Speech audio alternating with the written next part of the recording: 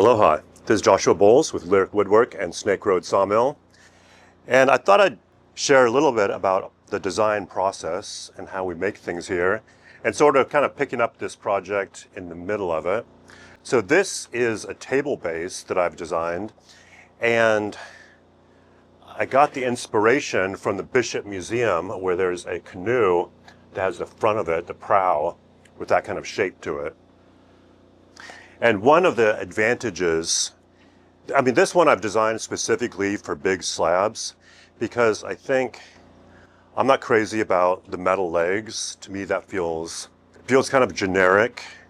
And so part of the criteria when I've been designing this is the weight of these tables. These things can weigh 300 to 400 pounds. These are massive slabs. So it has to be able to be stable and secure with that kind of load.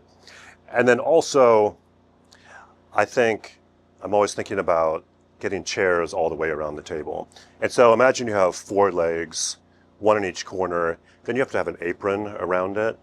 And that really aesthetically doesn't match well with these big slabs. So this base is going to have a couple of cross pieces that come out. And I can, this is the general template that we use, but I can expand it depending on the size of the slab or shrink it down to fit it. And so proportion is everything. And one of the reasons I really don't like the metal legs is because that proportion issue. They are often too skinny, too delicate. It makes me think about the guy who goes to the gym all the time but never does leg day. So the top is all bulked up and then the legs are way too skinny.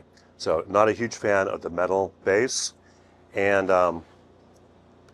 this one has, kind of that canoe nautical vibe to it, which I think is a great fit for Hawaii. So we're going to be continuing with this base. So you'll get to see in a future video the next step.